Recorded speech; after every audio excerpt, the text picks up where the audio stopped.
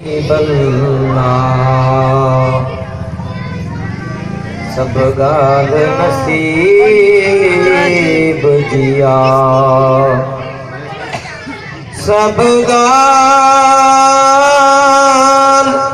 नसीब जिया जेके पंहिंजे दर ते घुराए उहा मर्ज़ी हबीब जिया सुभान अल्लाह जेके पंहिंजे दर ते घुराए उहा मर्ज़ी हबीब जिया। तो सब पढ़ो सल्लल्लाहु अलैहि या रसूल अल्लाह वसल्लम अलैका या हबीब अल्लाह।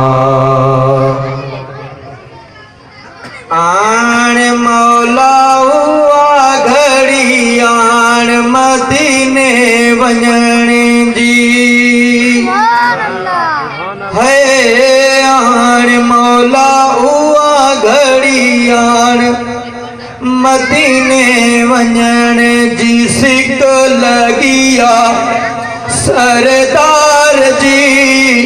ओ मदनी मीठे मन ठार जी आन मौला हुआ घड़ी आन मदीने वञण जी है आन मौला हुआ घड़ी आन मदीने वञण जी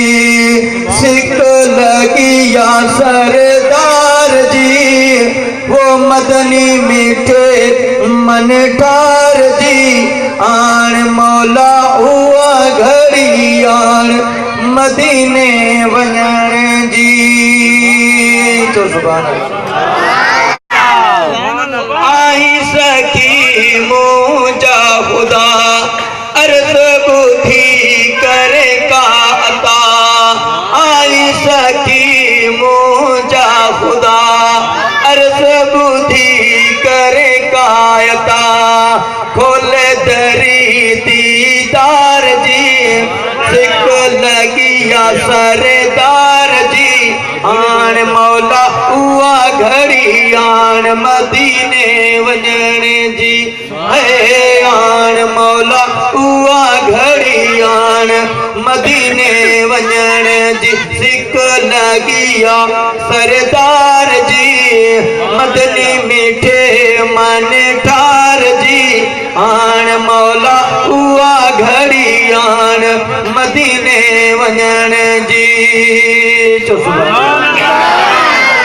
ओ मदियूं मीड़े मेट तूं हिकिड़ो भेरो ॾे टिकेट तूं मदियूं मीड़े मेट तूं हिकिड़ो भेरो ॾे टिकेट तूं ख़बर अथई खतादार जी सिक लगिया सरदार जी आन मौला उहा घड़ी आन मदीने वञण जी है आन मौला उहा घड़ी आन मदीने वञण जी। वो आई सखी मुंहिंजा खुदा अर्ज़ ॿुधी करे का अता आई सखी मुंहिंजा खुदा अर्ज़ ॿुधी करे का अता ख़ास पुनल जे पार जी सिक लगिया सरदार जी आन मौला उहा घड़ी आन मदीने वञण जी है आन मौला उहा घड़ी आन मदीने वञण जी। अर्ज़ आहे हर ज़ात लए ओ राणा सिके थी दिल मुलाकात लए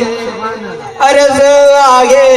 अर्जात ले दिल सिके थी मुलाकात ले खोल दरी दीदार जी सिक लगिया सरदार जी आन मौला उआ घड़ी आन मदीने वञण जी है आन मौला उआ घड़ी आन मदीने वञण जी।